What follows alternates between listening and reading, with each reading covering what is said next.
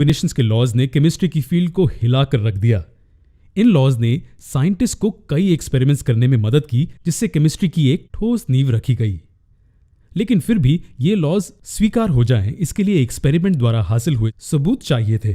ये 19वीं सेंचुरी के पहले दशक के आसपास था कि इंग्लैंड के एक केमिस्ट और फिजिसिस्ट जॉन डाल्टन बहुत से क्वेश्चंस को आंसर करने में कामयाब रहे। उन्होंने एक थ्योरी का प्रस्ताव रखा जो तब डाल्टन्स एटॉमिक थ्योरी के नाम से जानी जाती थी।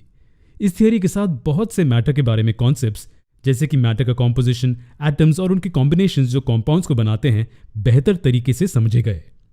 ठीक है, पहले चलिए उनके थ्योरी के 6 मेजर पोस्टुलेट्स को जल्दी से देख लेते हैं। पहले उन्होंने कहा कि सभी मैटर एटम से बने हैं, जो कि बहुत छोटे पार्टिकल्स होते हैं। दूसरा, उन्होंने सुझाया कि एटम्स डिवाइड ना होने वाले पार्टिकल्स हैं, जो एक केमिकल रिएक्शन में ना ही बनाए या नष्ट किए जा सकते हैं। तीसरा पोस्टुलेट था, एक एलिमेंट के एटम्स का मास और केमिकल प्रॉपर्टीज समान होते हैं। इसी तरह चौथा पोस्टुलेट था कि 2 अलग एलिमेंट्स के एटम्स का मास और केमिकल प्रॉपर्टीज हमेशा अलग होंगे। पांचवा पोस्टुलेट था कि एटम्स छोटे होल नंबर्स के रेशियो में कंबाइन होते हैं कंपाउंड्स बनाने के लिए। आखिरकार एटम्स की गिनती और प्रकार एक कंपाउंड के लिए कांस्टेंट होंगे। हमें पता है हमने सारे पोस्टुलेट्स यहां तेजी से बता दिए, लेकिन घबराइए नहीं, हम हर एक पोस्टुलेट को एक एक करके समझेंगे। यहां एक एग्जाम्पल लेते हैं जिसमें एलिमेंट ए और एलिमेंट बी कंपाउंड सी बनाते हैं। पहले पॉइंट ने बताया कि सभी मैटर एटम्स से बने हैं, जो कि बहुत छोटे पार्टिकल्स होते हैं। इसका मतलब कि जब हम मैटर को छोटे छोटे सेक्शंस में डिवाइड करते जाते हैं, हमें अंत में एटम्स मिलते हैं। तो क्या हम कह सकते हैं कि एलिमेंट्स ए और बी एटम से बने हुए हैं? जी हां, असल में कंपाउंड सी भी एटम से बना हुआ है, जो साथ में कंबाइन हुए हैं। तो पहला पोस्टुलेट समझने में बहुत आसान था। दूसरा पोस्टुलेट यह था कि एटम्स डिवाइड ना होने वाले पार्टिकल्स हैं, जो एक केमिकल रिएक्शन में ना ही बनाए या नष्ट किए जा सकते हैं। अब इससे हमारा क्या मतलब है? जी हां, इसका मतलब है कि एटम्स फंडामेंटल यूनिट की तरह है। इसे और आगे डिवाइड करना मुमकिन नहीं है, और एक केमिकल रिएक्शन में एटम्स साथ में कंबाइन होकर एक नया यूनिट बना सकते हैं। लेकिन कोई भी नया एटम बनाया और एग्जिस्टिंग एटम नष्ट नहीं किया जा सकता। तो इस केस में एलिमेंट ए और बी के एटम्स कंबाइन हो रहे हैं कंपाउंड सी बनाने के लिए। तो क्या हम कह सकते हैं कि इस केस में कोई नया एटम नहीं बना है? जी हां, इसी तरह कोई एटम नष्ट नहीं हुआ है। चलिए अब तीसरे वाले पर आते हैं। तीसरे पोस्टुलेट ने बताया कि एक दिए गए एलिमेंट के एटम्स मास और केमिकल प्रॉपर्टीज में आइडेंटिकल होंगे। अगर हम एलिमेंट ए में जूम करें तो हम देखेंगे कि सभी एटम्स जो एलिमेंट ए बनाते हैं सेम हैं। और ये कैसे सेम है? एटम्स के मास और केमिकल प्रॉपर्टीज आइडेंटिकल हैं। सरल शब्दों में तीसरा पोस्टुलेट बताता है कि दिए गए एलिमेंट के सभी एटम्स आइडेंटिकल होते हैं। और क्या ये चौथा पोस्टुलेट भी एक्सप्लेन करता है? जी हां, चौथा पोस्टुलेट बताता है कि अलग एलिमेंट्स के एटम्स के मासेस और केमिकल प्रॉपर्टीज अलग होते हैं।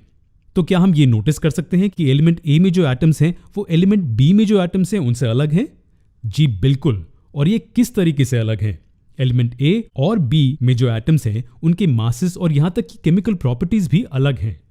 सरल शब्दों में यह बताता है कि अलग एलिमेंट्स के एटम्स अलग होते हैं। पांचवा पोस्टुलेट बताता है कि एटम्स छोटे होल नंबर्स के रेशियो में कंबाइन होते हैं कंपाउंड्स बनाने के लिए। अब इससे हमारा क्या मतलब है? इस रिएक्शन में एलिमेंट्स ए और बी रिएक्ट होकर हमें कंपाउंड सी देते हैं। अगर हम अच्छे से ऑब्जर्व करें तो कंपाउंड सी के एक यूनिट में एलिमेंट ए के 2 एटम्स हैं और एलिमेंट बी का 1 एटम है, राइट? तो क्या ये होल नंबर्स नहीं है? जी हां, इसका मतलब कि कोई भी कंपाउंड में एलिमेंट्स हमेशा एक रेशियो में मौजूद होंगे जिसमें होल नंबर्स शामिल हैं। आप हाफ या 3/4 एटम एक दूसरे के साथ कंबाइन होते नहीं पाएंगे। वाटर के केस में हमारे पास हमेशा 2 हाइड्रोजन एटम्स और 1 ऑक्सीजन एटम कंबाइन होते हैं एक यूनिट बनाने के लिए। कार्बन डाइऑक्साइड के एक यूनिट में हमारे पास 1 कार्बन और 2 ऑक्सीजन एटम्स होते हैं। ये सभी कंपाउंड्स के लिए सच है। एक कंपाउंड में एक पर्टिकुलर एलिमेंट के नंबर ऑफ एटम्स हमेशा एक होल नंबर होंगे। अब आखिरी पोस्टुलेट देखते हैं। छठा पोस्टुलेट बताता है कि एटम्स की गिनती और प्रकार एक कंपाउंड के लिए कांस्टेंट होंगे। वही सेम एक्सप्लेनेशन कि कंपाउंड सी में एलिमेंट ए के 2 एटम्स और एलिमेंट बी का 1 एटम होता है हमें यह समझाती है। जी हां, अगर हम कंपाउंड सी को स्कैन करें तो हमें एक यूनिट में हमेशा एलिमेंट ए के 2 एटम्स और एलिमेंट बी का 1 एटम मिलेगा, और ये सभी कंपाउंड्स पर लागू होता है। हमने पहले ही 2 एग्जाम्पल्स वाटर और कार्बन डाइऑक्साइड के देखे हैं। वाटर के 1 यूनिट के केस में हमारे पास हमेशा 2 हाइड्रोजन के एटम्स और 1 एटम ऑक्सीजन का होता है, और कार्बन डाइऑक्साइड के 1 यूनिट में हमारे पास 1 एटम कार्बन का और 2 एटम ऑक्सीजन के होते हैं। कार्बन मोनोऑक्साइड में 1 एटम कार्बन और ऑक्सीजन का होता है, जबकि अमोनिया के 1 यूनिट में हमेशा 1 नाइट्रोजन का एटम और 3 हाइड्रोजन के एटम्स होते हैं। तो एक पर्टिकुलर कंपाउंड में नंबर ऑफ एटम्स हमेशा कांस्टेंट होंगे। संक्षेप में ये सभी पोस्टुलेट्स ने केमिस्ट की मदद की इनसे बने एलिमेंट्स और कंपाउंड्स के बिहेवियर समझने में। लेकिन इन एलिमेंट्स और कंपाउंड्स को समझने के लिए एटम्स के कॉन्सेप्ट को समझना जरूरी है।